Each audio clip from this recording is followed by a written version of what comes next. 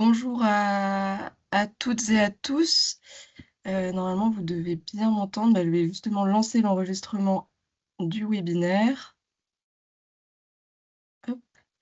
Bienvenue, merci de vous être connectés à notre webinaire sur les dispositifs de financement pour la filière forêt-bois en Île-de-France. Je vais commencer par me présenter rapidement et puis comme ça, après, on pourra dérouler sur le webinaire. Moi, je suis Claire Caillos, je suis chef de projet forêt et première transformation chez FIBO Île-de-France. Donc, je suis en contact principalement avec tous les acteurs de l'amont forestier, des propriétaires aux gestionnaires jusqu'aux entreprises de travaux et aussi un petit peu avec les scieries. Voilà. Je vais laisser mon collègue se présenter également. Bonjour, je suis Mathieu Grosch de Fibre Île-de-France aussi. Du côté des entreprises, je suis prescripteur bois et design. Je suis l'interlocuteur des entreprises de transformation, des négoces, des constructeurs. Voilà. Et je vous propose, hop, normalement vous devez voir mon écran, de passer directement à l'ordre du jour du webinaire. Comme énoncé plus tôt, donc aujourd'hui on va avoir la présentation, donc trois présentations différentes. La présentation des dispositifs de soutien de la région Île-de-France, donc le soutien à la gestion durable, le développement des entreprises de la filière, l'innovation dans la filière forêt-bois.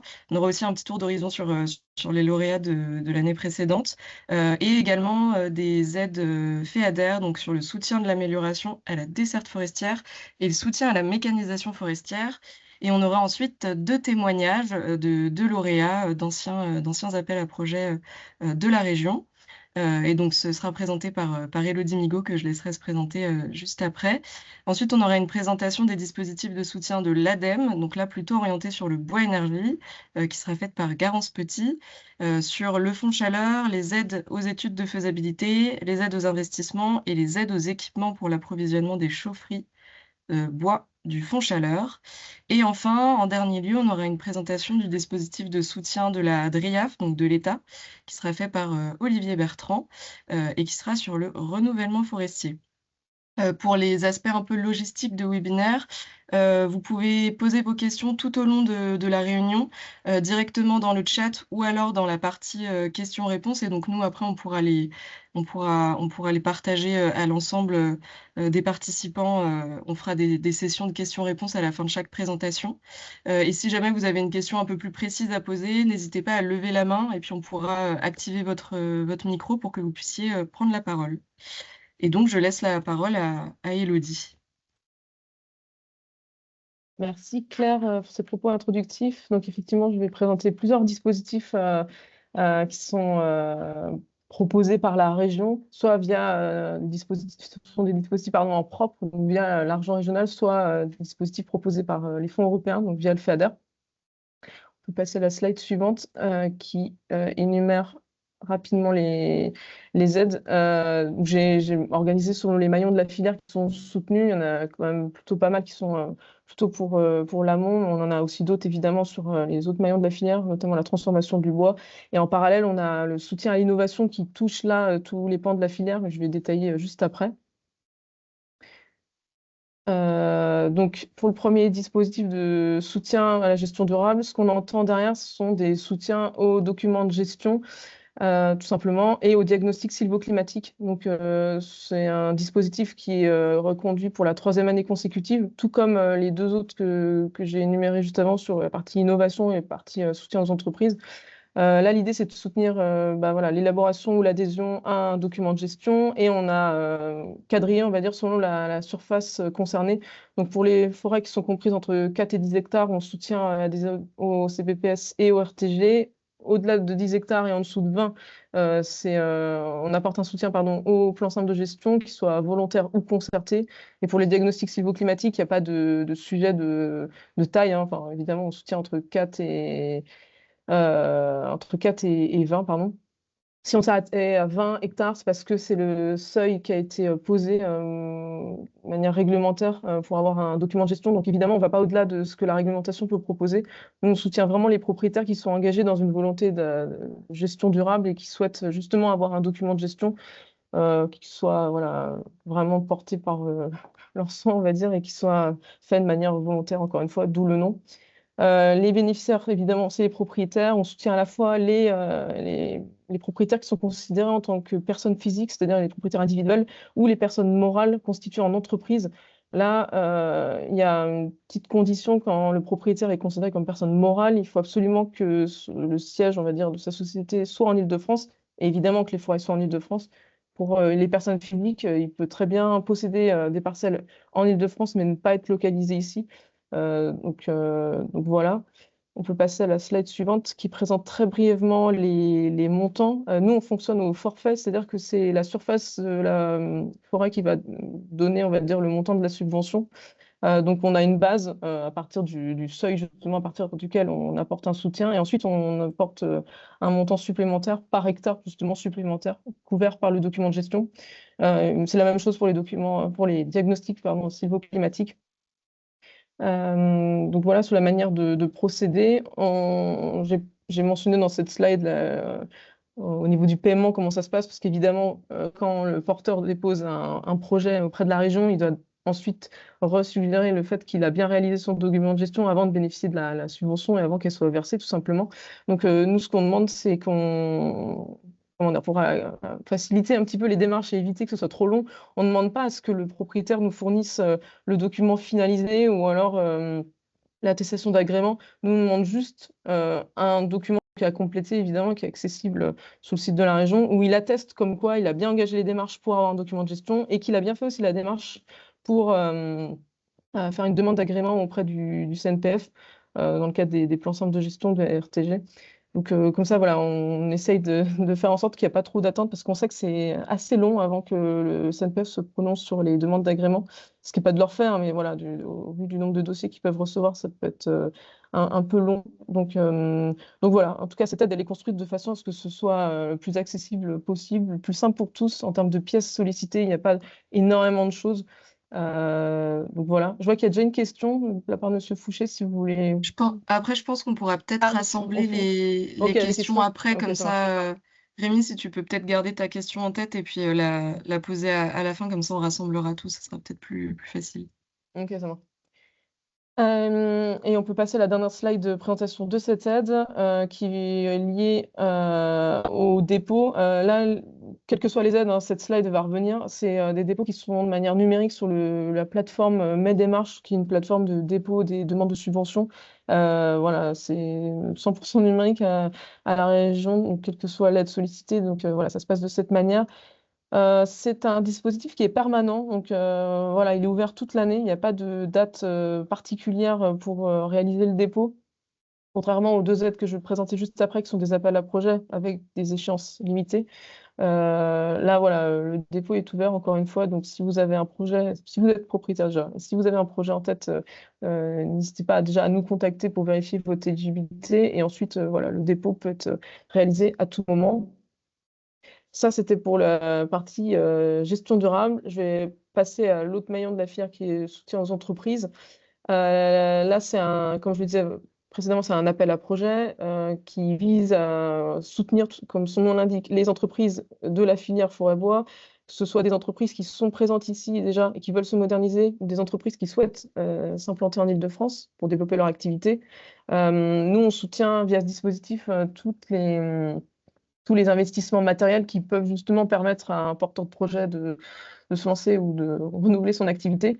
Donc, voilà, en termes de catégories de sociétés qui sont éligibles, c'est mentionné ici, hein, on soutient les petites et moyennes entreprises.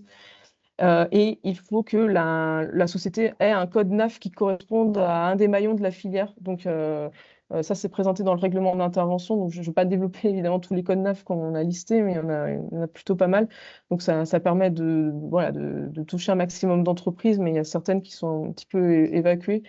Et un autre sujet, c'est aussi qu'on peut soutenir des entreprises qui exercent au moins 50% de leur activité dans la filière forêt-bois, quoi. Donc, ça peut être intéressant pour une société qui, justement, par exemple, est dans la construction, mais qui n'a pas forcément que la partie bois dans son activité. ou admettons qui fait de la rénovation et qui a aussi d'autres matériaux comme je sais pas l'aluminium ou le PVC dans son champ et le bois si justement il est inclus à au moins 50% de son activité, on peut aussi les soutenir. On peut passer à la slide suivante. Sur les montants de subventions, juste avant, elle est passée un peu trop vite. Sur ce dispositif, on intervient jusqu'à 500 000 euros par projet sur la base de dépenses considérées comme étant éligibles. Ce qui est considéré comme éligible, c'est ce qui est par exemple mentionné sur cette diapositive, mais voilà, le but c'est quand même de soutenir des investissements matériels tout simplement. Euh, Tout ce qui est relatif au salaire, on ne le prend pas en considération par exemple dans ce dispositif-là.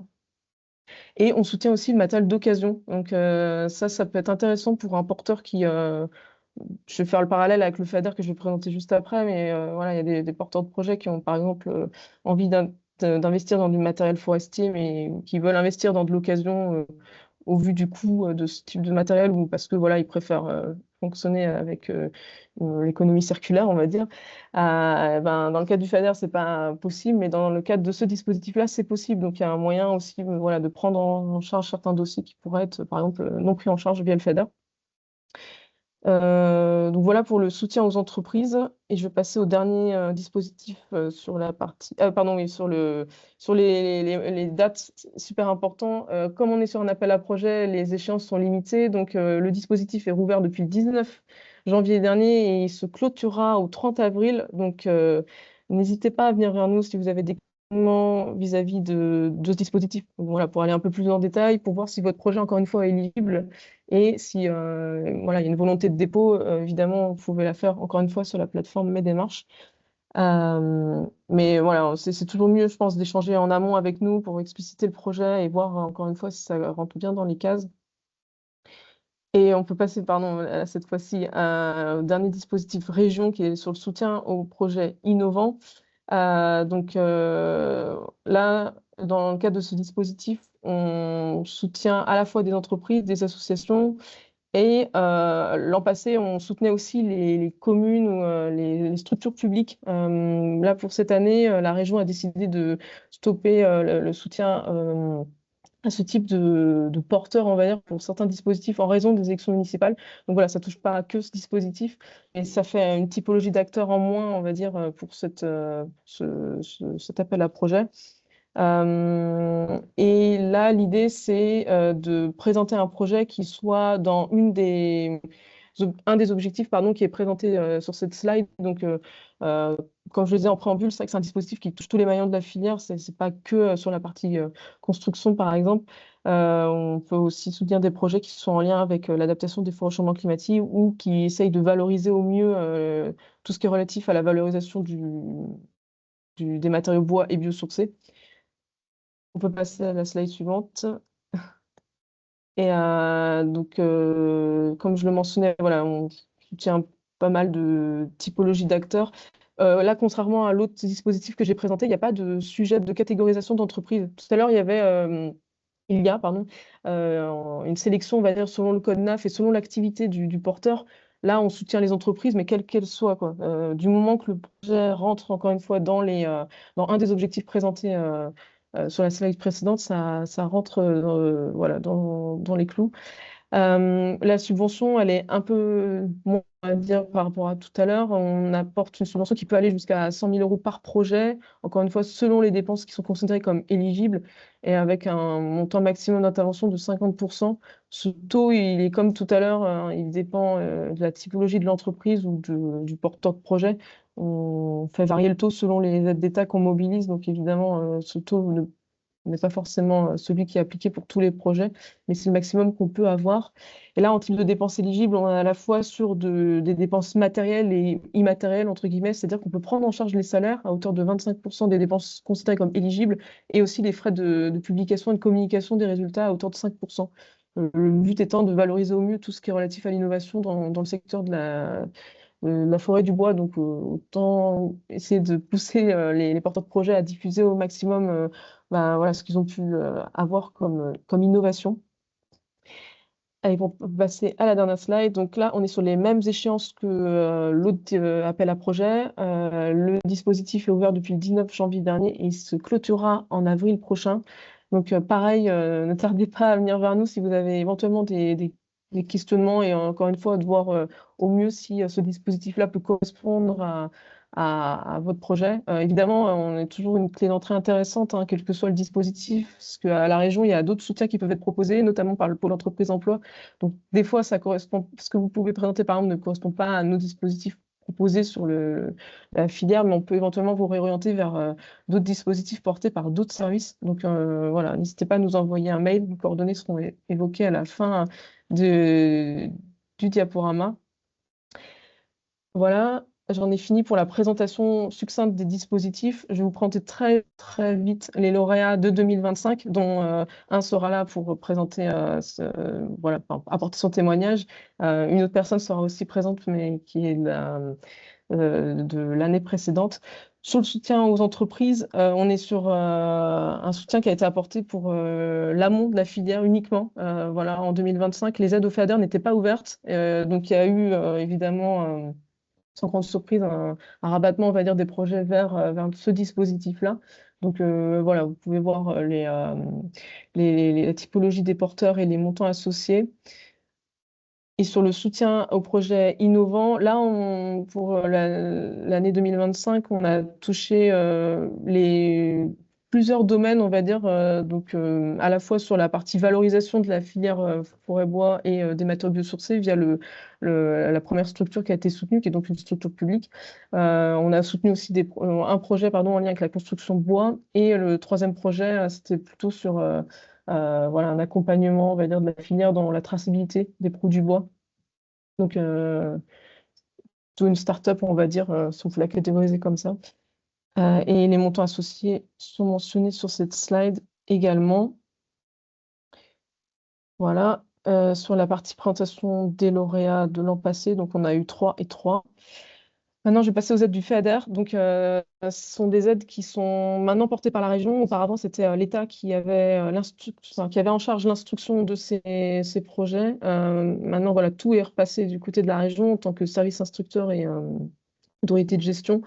Donc là, pour l'année 2026, il y a 2 dispositifs qui sont verts, à la fois la desserte forestière et à la fois la mécanisation. Donc, pour la desserte forestière, donc, le but, c'est de soutenir les projets qui visent à faciliter le débardage de bois, l'accès aux forêts, et voilà, tout simplement. Donc, on soutient à la fois la création de routes ou la réhabilitation, tout simplement. En termes de porteurs, bon, ça n'a pas changé par rapport à l'ancien appel à projet, si certains l'ont connu. On reste sur la même typologie d'acteurs soutenus, donc les propriétaires, évidemment, soit les communes, soit les établissements publics, conseils départementaux soutenus, les coopératives, les OGEC ou les associations syndicales du type ASA et ASL. En termes de nature de l'aide, là, on est sur 50% d'aide publique au maximum. Donc, ce taux, il ne bouge pas au vu de, voilà, encore une fois, des aides d'État mobilisées. Là, le fait que c'est un certain type d'État qui a été choisi pour ce dispositif, le taux, pardon, d'intervention reste le même. Et le montant, il est alloué selon une grille qui va être présentée juste après, enfin, que je vais pas énumérer en détail, mais voilà, il y aura les montants associés selon le type de matériel. Là, c'est pareil, on fonctionne de manière numérique, donc tout doit être déposé sur la plateforme démarche. Donc voilà, auparavant, c'était des dossiers papier qui étaient envoyés à l'État. Voilà. Là, maintenant, le fait que ce soit la région qui ait repris en charge ces dispositifs fait que c'est uniquement sous voie dématérialisée.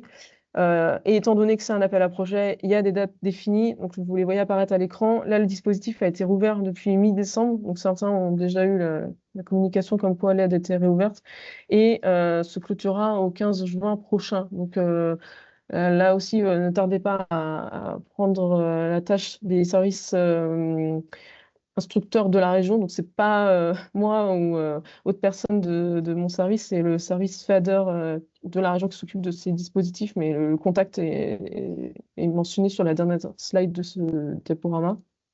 Et donc je vais passer juste à la dernière slide de cette présentation. Ça, c'est sur les plafonds éligibles pour la desserte. Donc voilà la typologie de financement qui peuvent être apportés, et c'est selon dans la plupart des cas, sont les mètres linéaires soutenus. Voilà.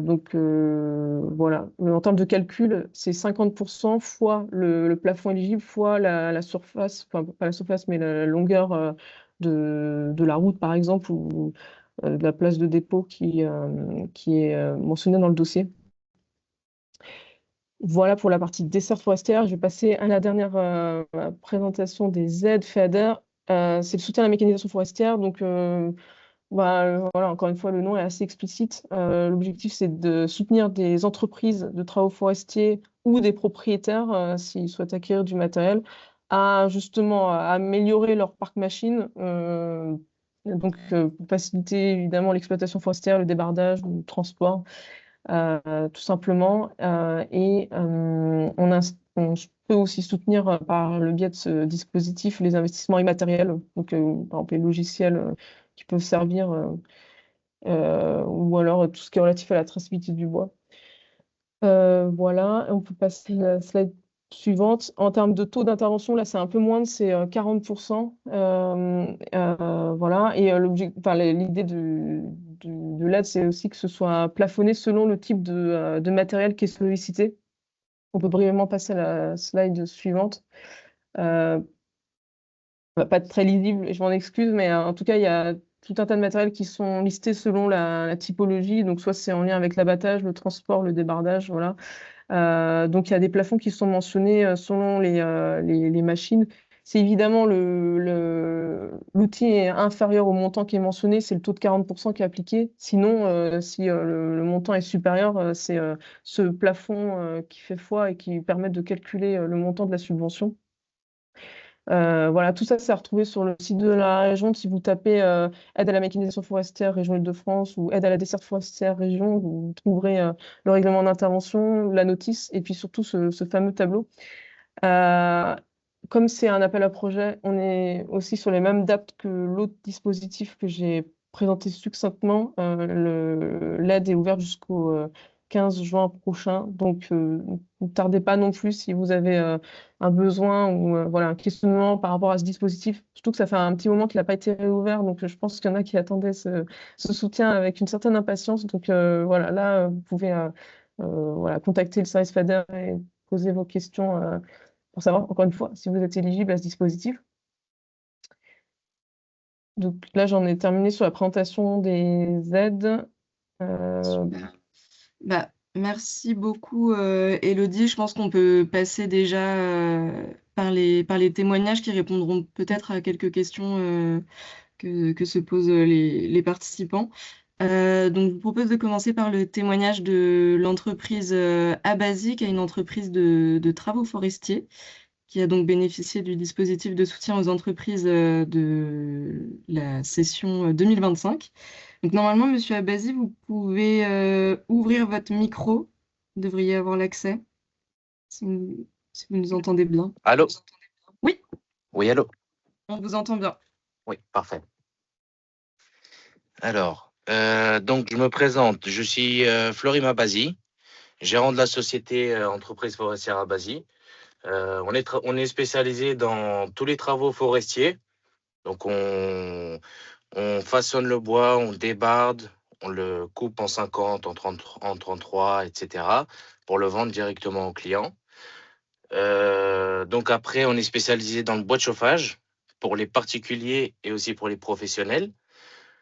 Alors, on fait aussi les élagages et abattages d'arbres pour toutes les communes, les particuliers qui ont des arbres dangereux ou morts dans leurs parcelles ou dans leur jardin.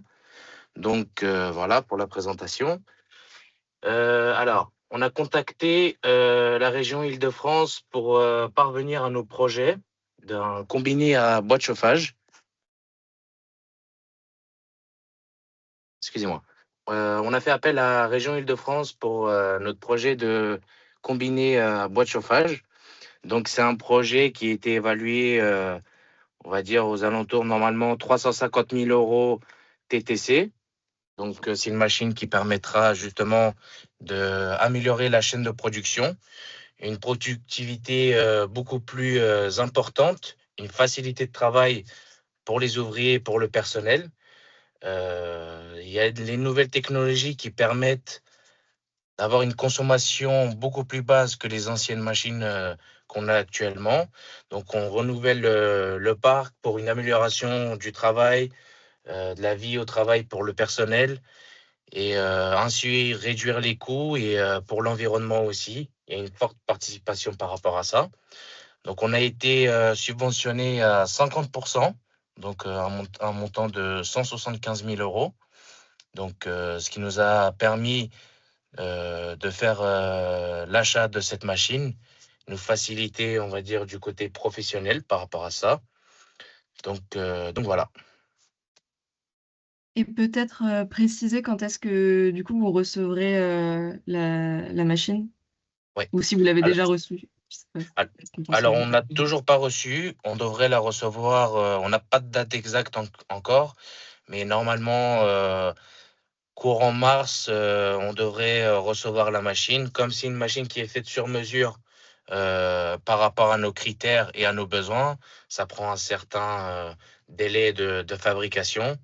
Les réponses, en tout cas, par rapport aux subventions, ont été assez rapides.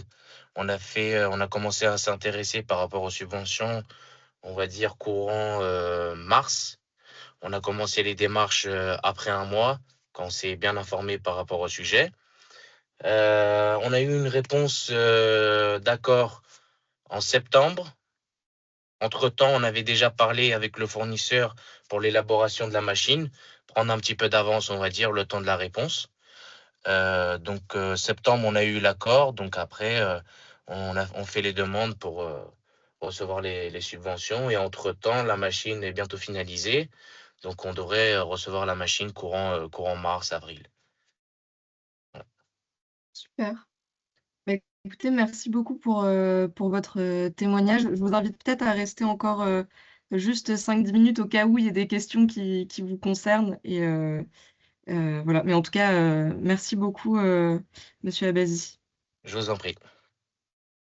Et pour le témoignage suivant, donc je vais laisser la parole à Camille Picard, qui est la directrice générale de Toit Temporaire Urbain et qui a donc bénéficié du dispositif Innovation en 2024. Merci, vous m'entendez bien? Oui, très bien. Donc Toit Temporaire Urbain, nous, on est un maître d'ouvrage. On est une filiale de la Caisse des dépôts et de la SNCF, créée en 2023, qui déploie une solution constructive modulaire bois pour des opérations temporaires d'hébergement, de logement et d'activité.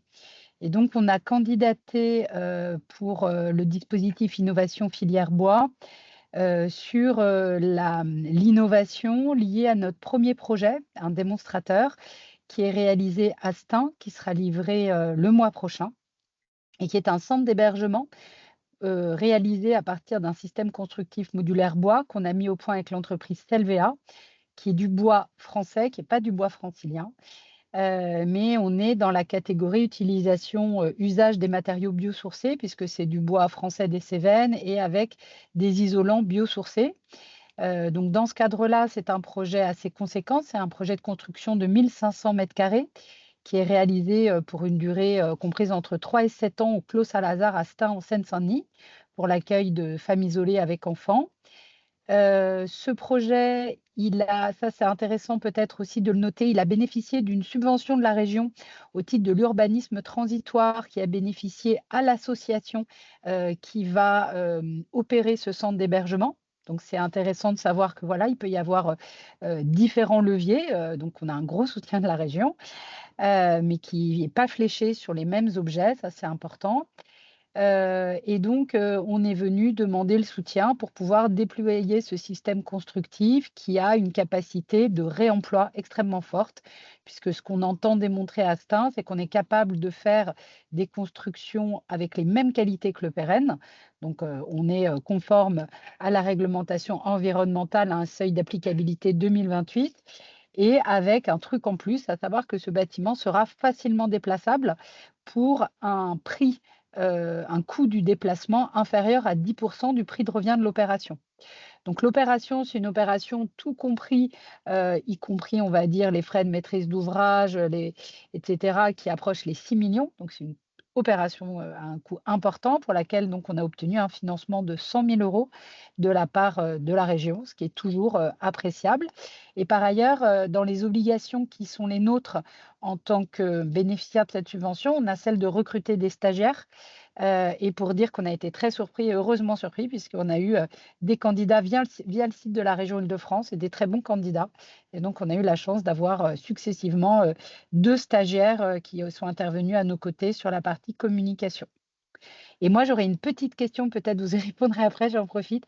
Est-ce que sur d'autres axes d'innovation, mais en tant que même entité, est-ce qu'on peut prétendre à candidater, par exemple en 2026, sur un autre projet que celui de STIM qu'on aura évidemment livré, puisque là, on envisage de tester notre système constructif en zone inondable francilienne.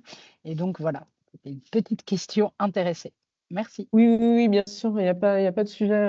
Enfin, le but toujours, c'est de soutenir des projets, mais sur des dépenses qui ne sont pas identiques à ce qu'on aurait pu soutenir par ailleurs. Donc, il n'y a pas de délai pour recandidater. Et si vous avez justement quelque chose qui correspond à ce dispositif de soutien aux projets innovants, on pourra rééchanger et puis vous pourrez éventuellement déposer par la suite, quoi. Mais il n'y a pas de problème en tout cas. Il n'y a pas d'exclusion. Merci beaucoup. Non, du tout. Eh bien, merci beaucoup Camille pour ce témoignage. Je propose qu'on passe à la partie questions-réponses. J'ai vu qu'il y avait quelques questions qui s'étaient posées. Si jamais vous avez des questions que vous souhaitez poser à l'oral, n'hésitez pas à lever la main, comme ça on vous donnera la parole au fur et à mesure. Je vais peut-être juste commencer par une question que je vois dans le chat. C'est une question qui a été posée par Émile Partuzio de Atmosilva. À propos des projets innovants, est-ce qu'ils peuvent concerner des projets spécifiques d'expérimentation forestière? Et est-ce qu'ils peuvent inclure les frais, notamment d'experts forestiers, de développement, de suivi de projet dans le cadre de sponsoring, de projets de sponsoring, et des frais de travaux? Euh, voilà, je pense que c'est savoir un peu tout ce qui est inclus dans cet appel à projet-là. Du coup, ça rentrerait dans les cases du premier item qui est celui des projets innovants en lien avec l'adaptation des forêts au changement climatique. Donc déjà, la clé d'entrée est plutôt correcte, on va dire. Après, je pense qu'il faudrait qu'on regarde en détail exactement le sens du projet et ce que vous souhaiteriez exactement faire inclure dedans. Mais je pense que le mieux, ouais, c'est qu'on échange à posteriori. En tout cas, au vu de ce que vous explicitez là, brièvement, je pense que ça pourrait répondre voilà, aux cases du dispositif. Mais on pourra échanger par la suite. Je pense que c'est mieux. De toute façon, j'ai laissé comme tu le disais au début, Elodie, à la fin du diapo, il y aura une dernière slide avec tous les contacts auxquels vous pouvez vous adresser pour poser quelconque question. Je vois que Rémi Fouché souhaitait poser une question. Normalement, le micro est désactivé. Ouais, c'est bon. Bonjour, vous m'entendez? Oui, très bien. Alors, j'ai 2 questions. La première, un propriétaire forestier qui aurait déjà un PSG sur un massif, est-ce qu'il peut être éligible à une subvention pour un autre PSG ou un CBPS sur un autre massif que celui qui concerne le PSG actuel? Oui, complètement. S'il a deux massifs qui sont localisés, par exemple, sur deux communes vraiment super éloignées et qu'il a besoin d'avoir deux documents de gestion, il peut très bien ressolliciter une aide, quoi. Ça, il n'y a pas de, y a pas Et de c'est problème. 2 massifs, mais sur une même commune ou sur une commune mitoyenne? Bah, après, le mieux, c'est d'avoir des documents de gestion qui prennent en charge l'ensemble du massif, quoi. Après, si c'est... Enfin, tout dépend de la typologie exacte, hein, mais s'il y a besoin de faire deux documents de gestion distincts, donc voilà, pour quelques raisons soit-elle, on peut soutenir les deux de manière dissociée, quoi. Non, par exemple, c'est un propriétaire qui achète un nouveau massif et qui veut Ah, refaire un PSG sur ce nouveau massif, par exemple. Voilà. ok. Euh, j'ai jamais eu ce cas particulier, honnêtement, mais s'il a déjà bénéficié d'une aide auparavant pour un document qui doit être en cours d'élaboration, ça me paraît Non, qu'il n'y a pas eu assez... un particulier qui n'aurait fait un PSG sans aide et qui continue à acquérir, qui peut bénéficier de l'aide pour ses acquisitions futures. Je pense que ça va voir. En vrai, là, je ne peux pas répondre directement à la question. Je ne saurais pas D'accord. vraiment dire, surtout s'il a déjà eu un document qui est déjà établi et qui veut rajouter par-dessus quelque chose. Euh, à voir. En vrai, oui, le mieux, c'est qu'il nous contacte si vous avez directement voilà, en tête une personne qui est concernée par ce type de projet. Je pense que le mieux, c'est de voir concrètement ce qu'il en est. D'accord. Et, Mais d'accord. ouais. Et la deuxième question, pour un sylviculteur qui a un code NAF, est-ce que la réhabilitation ou la construction d'un bâtiment à usage agricole destiné à l'exploitation sylvicole est éligible comme investissement? Ou est-ce que ça ne Euh, concerne pas l'investissement immobilier? Sur les aides aux documents de gestion, c'est que documents de gestion. Par contre, sur les Non, aides non, aux je parlais, FADER, ouais, oui, c'est ça, du coup, je non, non, suppose. dans le reste des aides, c'est-à-dire Oui, le oui, soutien aux ouais. entreprises.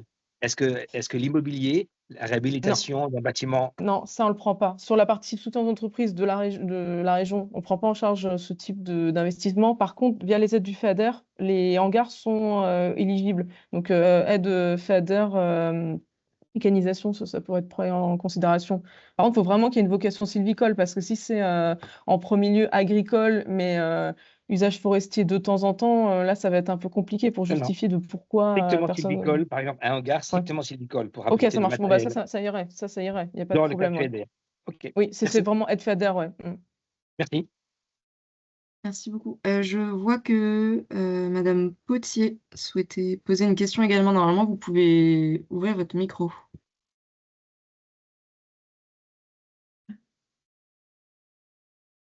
Voilà, ça y est.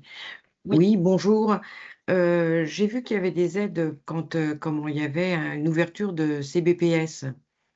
Et en ce Ouais. qui me concerne, j'ai pas fait valoir mes droits. Peut-être qu'il n'y avait rien à l'époque, il y a de ça 5 ans, 6 ans. Ouais, il Est-ce n'y avait que pas. c'est rétroactif ou pas? Non, malheureusement. Non, non, il faut. Bon. Enfin, nos aides sont incitatives, donc le but, c'est Oui, de oui, prouver que je justement la comprends. personne ait bien besoin Oui. du Mm. dispositif et donc doit déposer avant d'engager quoi que ce soit. Donc, malheureusement, non, on ne prend pas en Mais bon, rétroactivité. comme ça, on peut en parler autour de nous. Par contre, oui, c'est Parfait, ça. Désolée parfait. pour vous, par contre. Non, mais je prenais ça pour aussi, parce que je pense à d'autres personnes. Voilà. Ah oui. Merci. Bon. Merci. Merci. Et je vois que je pense qu'on peut prendre une dernière question. Je vois qu'il y a une question dans le chat. Alors, concernant l'amélioration, enfin l'aide FEADER sur l'amélioration des dessertes forestières, est-ce qu'on doit fournir des devis de prestataires et à quel niveau le détail doit être dans les devis?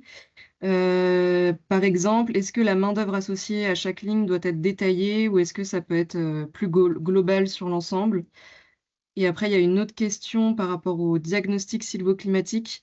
Est-ce qu'une collectivité peut postuler à ce dispositif? Et est-ce que tout ce qui est lié au DFCI peut être pris en compte dans ce dispositif-là? Pour la DFCI, on ne prend pas totalement en considération, donc là, non. Après, sur les aides aux documents de gestion, c'est vraiment les propriétaires qui sont ciblés par cette aide. Donc voilà, donc ça élimine les communes, malheureusement. Après, sur les aides au FADER, étant donné que c'est pas moi qui suis service instructeur, je ne vais pas forcément rentrer dans le détail sur les devis et autres, mais normalement, il faut fournir des devis avec une description la plus complète possible des investissements qui sont recensés. Et surtout, en fait, il faut fournir plusieurs devis. Donc, le but, c'est d'avoir des devis comparables, donc avec des bases identiques et surtout, ben, voilà, un comparatif possible, donc avec un détail qui va bien. Mais le mieux, c'est d'échanger directement avec les services instructeurs de la région pour voir exactement comment est-ce qu'il faut présenter les choses. Donc, je préfère pas forcément dire comment est-ce que ça se déroule pour cet aspect-là. On pourra orienter la personne du coup vers Ouais, Feder qui était du Forêt, département des euh, Yvelines. Donc c'est ah oui, d'accord. collectivité Ah oui, à c'était ça. département, Ouais. mais donc je Mm. suppose que le diagnostic, enfin l'aide au diagnostic Mais c'était sylvoclimatique est pour vraiment ça. à destination des propriétaires privés, quoi. Ouais. Et l'aide, Très bien. l'adresse mail sera représentée après, c'est une adresse générique qui est fader.forêt@ile-de-france.fr. Bon, je vous la donne à l'oral, mais évidemment, vous l'aurez encore une fois à la fin du diaporama. Mais le mieux, voilà, c'est s'adresser à ce point de contact-là et derrière, les services instructeurs pourront répondre tout ce qui est relatif au fader. Super. Je pense qu'on peut passer à la suite. De toute façon, si jamais vous avez des questions plus tard, vous pourrez les poser directement par mail aux personnes dédiées. Et donc, je vais laisser la parole à Garance Petit pour la présentation des dispositifs de l'ADEME. Merci, bonjour à tous. Garance Petit, référente biomasse à la direction régionale Île-de-France de l'ADEME. Donc, je vais vous présenter les aides de l'ADEME qui, comme l'a dit Claire, concernent le bois énergie.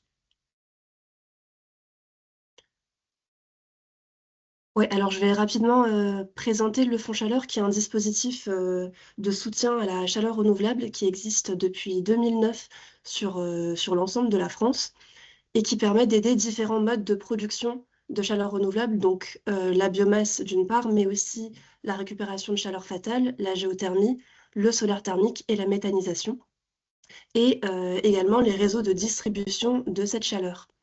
Alors pour information, nous organisons la semaine prochaine, le 17 février, un webinaire pour présenter en détail les évolutions des critères d'éligibilité sur l'ensemble de ces différentes filières. Donc voilà, il y aura le lien d'inscription dans la présentation si vous êtes intéressé.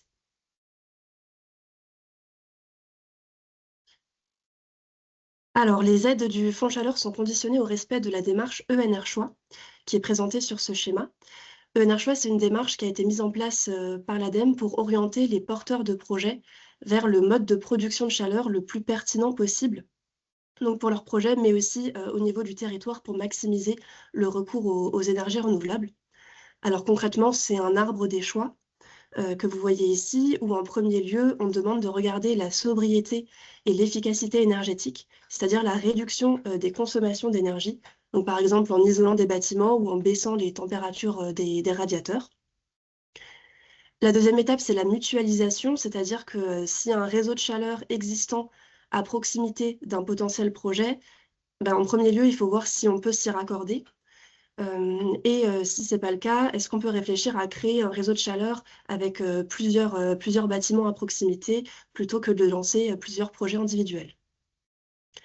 Et enfin, troisième étape, que ce soit sur un réseau de chaleur ou en pied d'immeuble, on regarde les ENR par ordre de priorité. Donc d'abord, une énergie qu'on appelle non délocalisable et déjà existante, c'est la chaleur fatale. Donc ça peut être tout ce qui est récupération de chaleur industrielle, récupération de chaleur sur unité d'incinération de déchets, par exemple. Ensuite, les énergies non délocalisables, mais qui sont à créer, donc les géothermies et le solaire thermique. Et enfin, une énergie délocalisable et à créer, la biomasse. L'intérêt que la biomasse soit en dernière position, c'est que le bois est une ressource limitée. Et donc, on souhaite garder cette ressource pour les projets qui en ont vraiment besoin, c'est-à-dire les projets où il n'est pas possible d'utiliser d'autres ENR. Alors, comme je le disais, le respect de cette démarche ENR Choix est une condition obligatoire pour bénéficier des aides du Fonds Chaleur et notamment des aides à la biomasse. Alors donc, les aides à la biomasse, c'est d'une part les aides aux études de faisabilité préalables à l'installation d'une chaufferie. Alors, ces études doivent être réalisées par un prestataire qualifié RGE sur la thématique biomasse. Il y a un annuaire disponible en ligne. Et elles doivent respecter le cahier des charges de l'ADEME sur les études de faisabilité, qui est également disponible en ligne. Le financement va de 50 à 70% des coûts éligibles de l'étude, selon la taille de la structure, donc 50% pour les grandes entreprises et jusqu'à 70% pour les petites entreprises. Et les coûts de l'étude sont plafonnés à 100 000 €.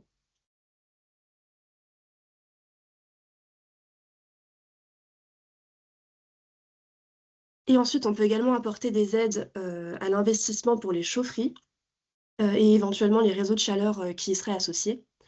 Alors, pour être éligible aux aides, les chaufferies doivent produire au minimum 1200 MWh par an, ou alors être situées dans une zone couverte par un contrat chaleur renouvelable, qui sont les zones présentées en couleur sur la carte, donc le 77 et le territoire du CIGIF, essentiellement en petite couronne. Il y a un certain nombre de critères techniques selon lesquels on évalue les projets, notamment un bon dimensionnement de l'installation par rapport aux besoins, une conception optimisée, donc en termes de rendement, éventuellement de système de stockage, de condenseurs, l'impact sur la qualité de l'air, donc les émissions de polluants, et l'approvisionnement du projet avec un combustible de qualité, une certification de gestion durable, des combustibles diversifiés pour les plus grosses chaufferies, etc. L'ensemble des conditions détaillées sont disponibles sur le site Agir, donc je vous invite à regarder si vous avez un projet. Concernant les montants de subvention, ils sont généralement déterminés par des forfaits en euros par mégawattheure ENR produit, associés à des taux d'aide sur dépenses éligibles, donc un certain pourcentage. Il y a un seuil à 12 gigawattheures par an produit, au-delà duquel on a généralement un réseau de chaleur associé et donc un forfait global qui finance à la fois la chaufferie et le réseau. En dessous de 12 gigawattheures ENR par an, on a un forfait pour les chaufferies qui est présenté dans le tableau à droite, qui est donc en euros par mégawattheure produit et qui est dégressif avec les mégawattheures, c'est-à-dire que les premiers mégawattheures sont aidés avec un montant supérieur par rapport aux mégawattheures plus importants. Et ce forfait est cumulable éventuellement à un forfait d'aide au réseau en euros par mètre linéaire de réseau s'il y a un réseau de chaleur associé.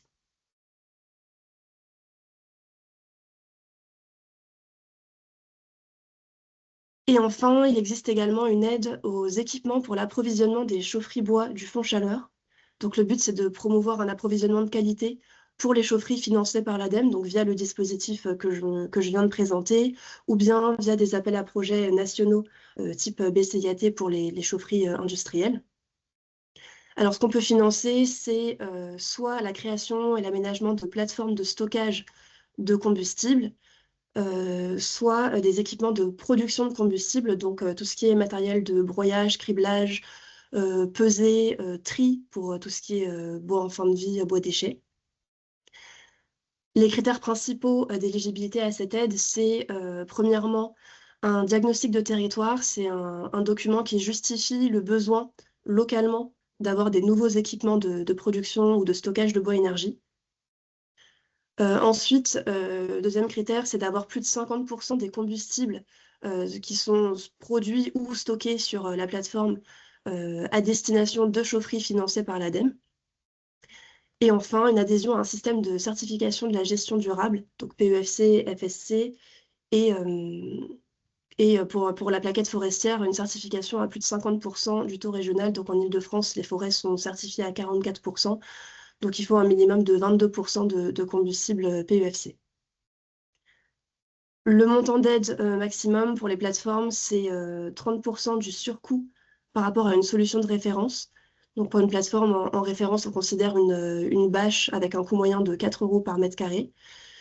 Et pour les équipements de production de combustible, c'est 30% des coûts de l'équipement. Encore une fois, il y a toutes les informations détaillées sur la page Agir du dispositif. Et à noter que cette année en Ile-de-France, on n'aura pas de financement pour tout ce qui est bois-bûche, que ce soit au niveau du stockage ou du séchage. Et nous n'aurons pas non plus de financement pour les équipements d'exploitation forestière.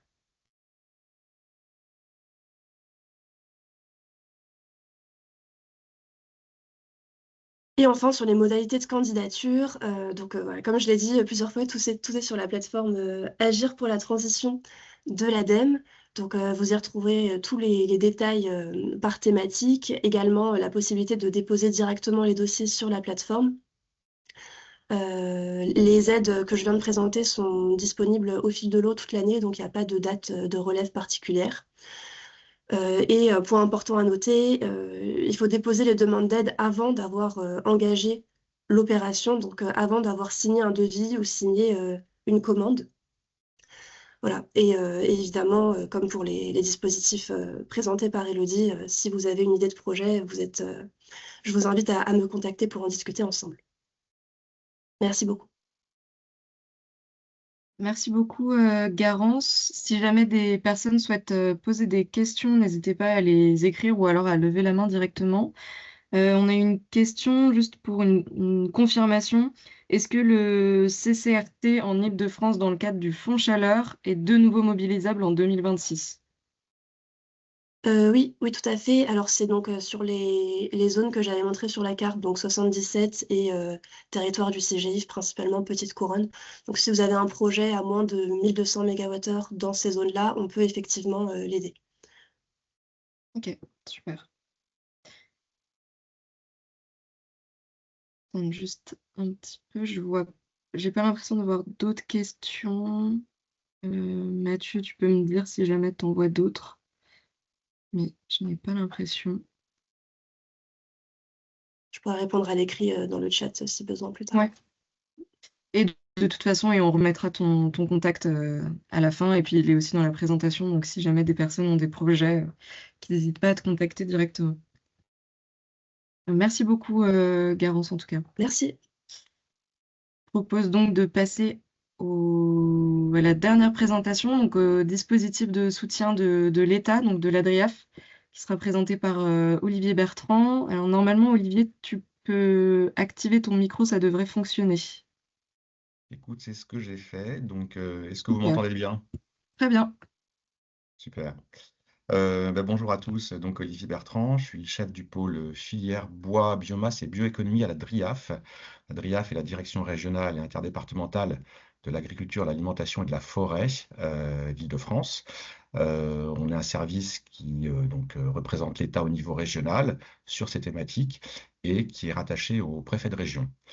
Donc effectivement, en complément des deux grands dispositifs qui ont été présentés, multiplicité de dispositifs présentés par le Conseil régional et puis par l'ADEME Île-de-France.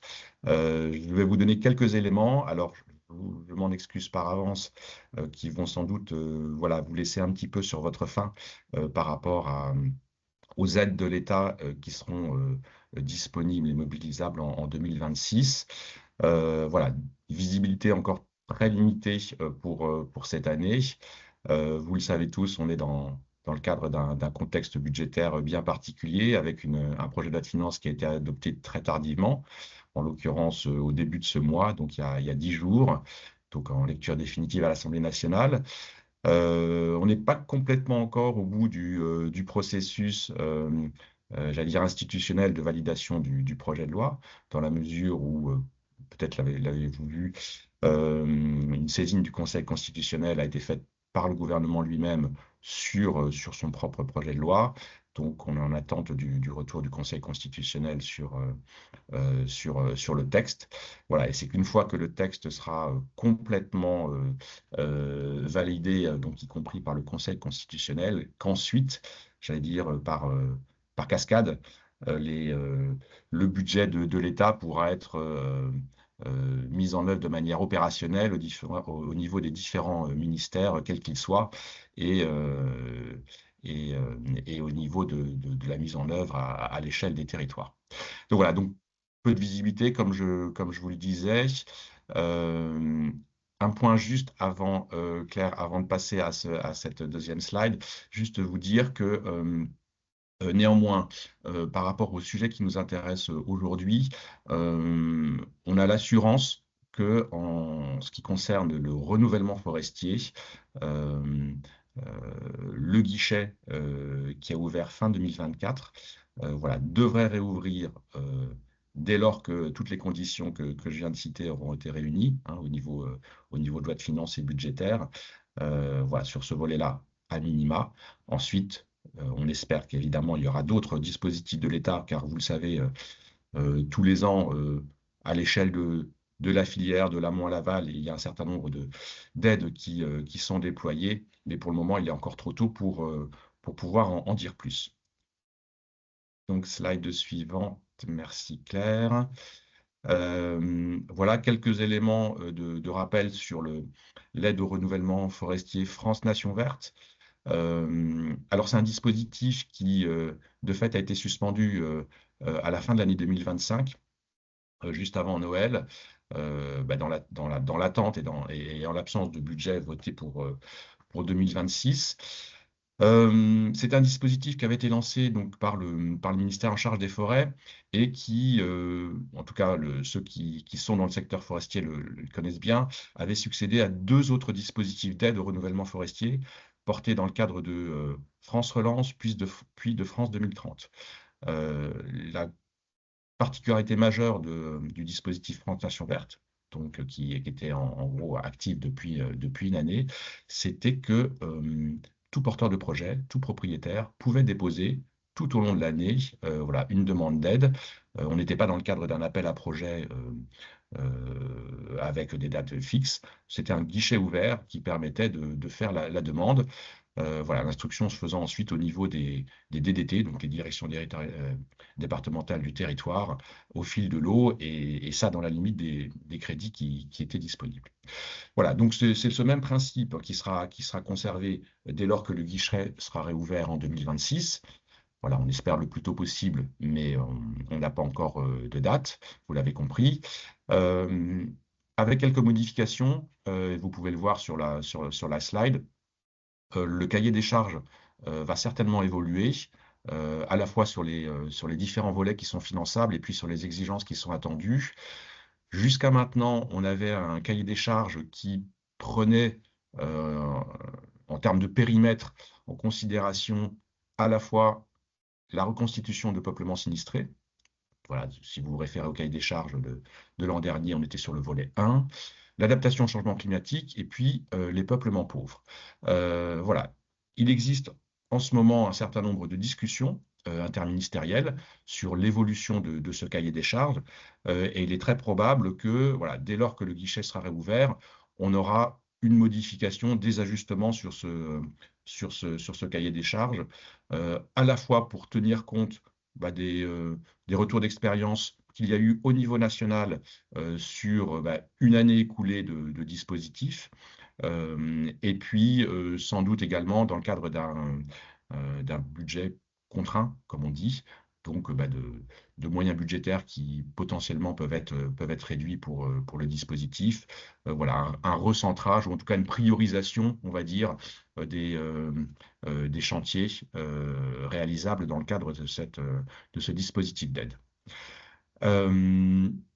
Voilà, pour pas être beaucoup plus long, j'ai juste précisé pour donner à voir des surfaces qui avaient été aidées par les différents dispositifs d'aide depuis leur lancement fin 2021 en termes de renouvellement forestier. Voilà ce que ça donnait au niveau d'Île-de-France. Donc on a à peu près, un peu plus de 900 hectares qui ont fait l'objet d'une aide de l'État à ce titre. Et voilà, sur l'année 2025, à peu près 120 hectares, que ce soit en forêt privée ou en forêt publique. Voilà. Écoutez, je reste disponible pour répondre à vos questions. Mais vous l'aurez compris, voilà, encore peu de visibilité de manière concrète sur le futur dispositif et sa date de réouverture. Merci beaucoup, Olivier, pour cette présentation. Si jamais des personnes ont des questions, n'hésitez pas à les poser dans le chat ou à l'oral, encore une fois. Et en profitant, si jamais des personnes écrivent quelques... Ah.